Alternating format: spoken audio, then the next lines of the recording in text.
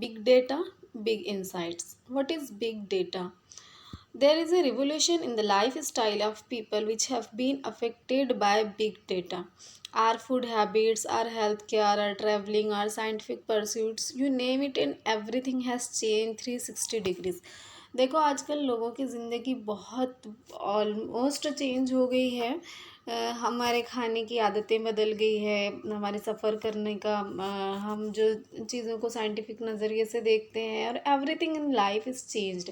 जो कुछ भी ज़िंदगी में हमारी पढ़ाई बदल गई है, पढ़ने के तरीके बदल गए, ऑनलाइन एजुकेशन हम हासिल कर रहे हैं, मेडिकल फैसिलिटीज़ बहुत सारी आ गई है, और बहुत सारी चीज़ें हैं लाइफ में जो कि सभी चेंज हो गई। तो ये सब क्यों चेंज हुआ है, इसका इस पर किस चीज़ का सबसे ज़्यादा इफ़ेक्ट पड़ा है? बिग डेटा का। और उसकी वजह से ज़िंदगी कम्प्लीटली चेंज हो गई है, चेंज्ड 360 डिग्रीज।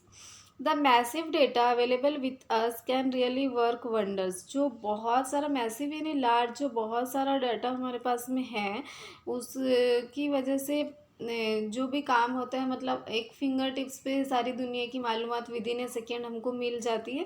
काफ़ी हैरत अंगेज़ है, और काफ़ी एक बहुत ताज्जुब खेज़। पहले हम ऐसा सोच भी नहीं सकते थे, जो चीज़ें आज मुमकिन हो रही है ये सब डेटा की वजह से।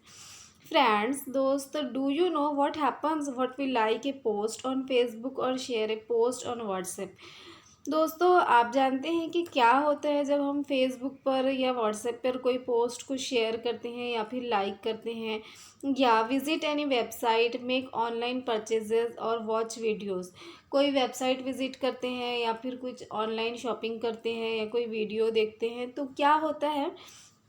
Yes, whatever activity we do online is recorded. हम जो भी एक्टिविटी ऑनलाइन करते हैं वो रिकॉर्ड होती है। बी रिमेंबर, अभी कुछ दिनों से टिकटॉक के बारे में एक वीडियो चल रहा है कि आप टिकटॉक अगर यूज़ करते हो तो आपका डेटा हैक होता है, आपको पर्सनल डेटा हैक होता है, और उसकी प्रोफाइल बनाने में आपको कुछ पर्सनल इन्फॉर्मेशन डालनी पड़ती है, और दैट इज़ हैक्ड। क्योंकि आप ऑनलाइन जो भी एक्टिविटी करते हो वो सारी की सारी रिकॉर्ड होती है, मॉनिटर होती है, एनालाइज होती है।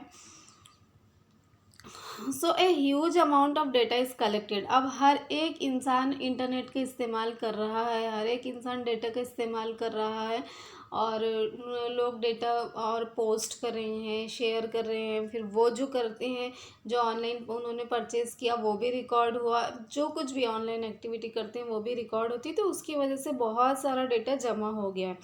Let me give you an idea of how huge the data might be. मैं आपको एक आइडिया देता हूँ कि कितना डाटा हो सकता है ये। Big data can be petabytes और exabytes of data consisting of billions to trillions of records of millions of people. बहुत सारा डाटा पीटाबाइट्स में, एक्साबाइट्स में। पीटाबाइट्स, एक्साबाइट्स ये मेमोरी की यूनिट है। के बी, एम बी और जी बी तो आप लोग जनरली सुनते ही हैं, किलोबाइट, मेगाबाइट और गीगाबाइट, और ये उससे और ऊपर की मेमोरीज है। पीटाबाइट्स, पीटाबाइट्स यानी कि 1000 मिलियन बाइट्स के लिए पीटाबाइट्स कहा जाता है। और तो ये बहुत सारा डेटा जमा है, all from different sources, from example web, sales, customers, contact centre, social media, mobile data and so on. कहाँ कहाँ से आ रहा है डेटा? अलग अलग सोर्सेज है इसके।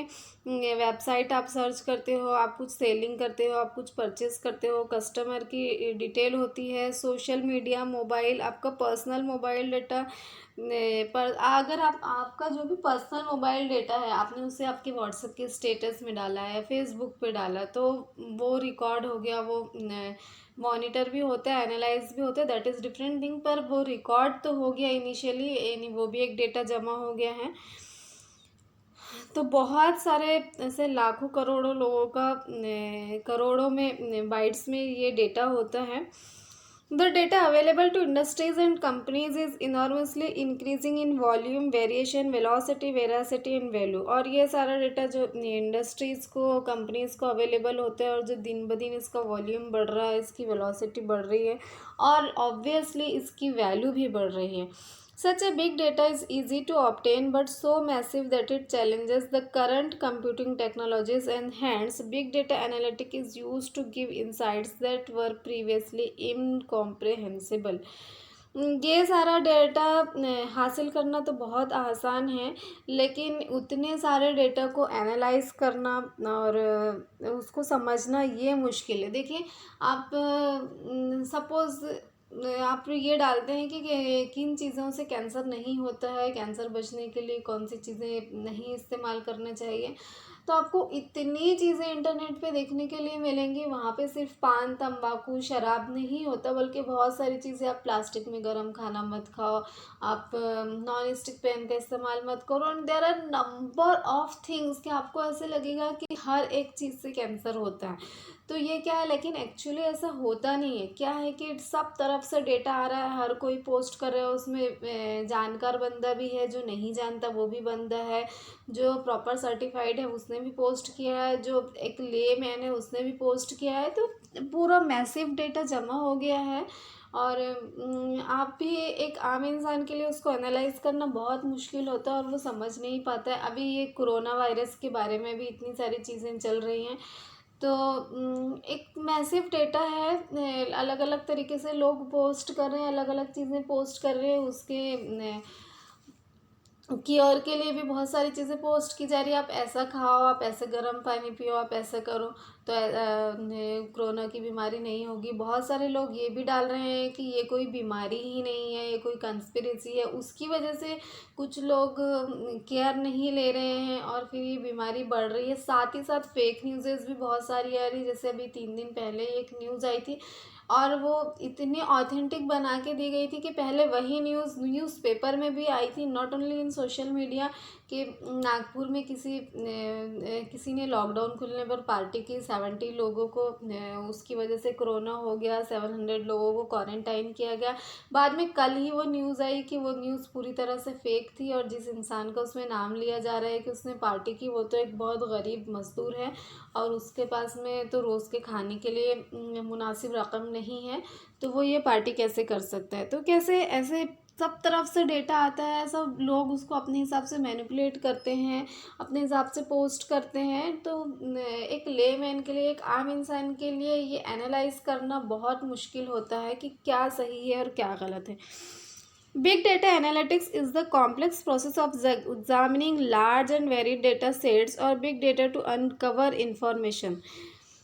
हाँ, ये बहुत मुश्किल होता है बिग डेटा को एनालिसिस करना, और बहुत ही कॉम्प्लेक्स प्रोसेस है, और उसको एग्जामिन करना, such as hidden patterns, unknown correlations, market trends and customer preferences। ये सारी चीज़ें किसी भी कंपनी के लिए, किसी भी मैनेजर के लिए एनालाइज करना बहुत मुश्किल होता है। क्या हिडन पैटर्न है, मार्केट ट्रेंड्स क्या है, कस्टमर की प्रेफरेंस क्या है, क्योंकि हर टाइप का डाटा आता है और उसको एनालाइज करना मुश्किल होता है। With such a huge data available with the industries, they can have innumerable advantages, hence all the industries are trying to reap the maximum benefit from it. लेकिन ये भी सही है कि इतना सारा जो डेटा इंडस्ट्रीज़ के पास अवेलेबल होता है, वो उससे बहुत फ़ायदे उठा सकते हैं, और वो उसका फ़ायदा उठाने की कोशिश करते हैं, मतलब उससे फ़ायदा हासिल करने की कोशिश करते हैं, उसको कैश करवाने की कोशिश करते हैं। Many industries have advanced by miles from their competitors. It's not the amount of data that is important, but what the organization do with the data is what matters. बहुत सारी इंडस्ट्रीज़ के पास में बहुत सारा डाटा है, लेकिन हाँ, और वो उन्होंने इस डाटा की वजह से वो अपने कॉम्पिटिटर से बहुत ज़्यादा आगे निकल गए हैं।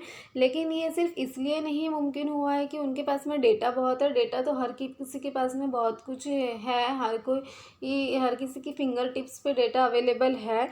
बेसिक क्या है कि आप उस डेटा का क्या करते हो, आपको जो मालूमात मिली है आप उसका कैसा यूज़ करते हो, ये आपको बिग बनाता है। सिर्फ बिग डेटा आपको ऊंचाई पे नहीं पहुंचा सकता, उसके लिए बिग इंसाइट होना ज़रूरी है।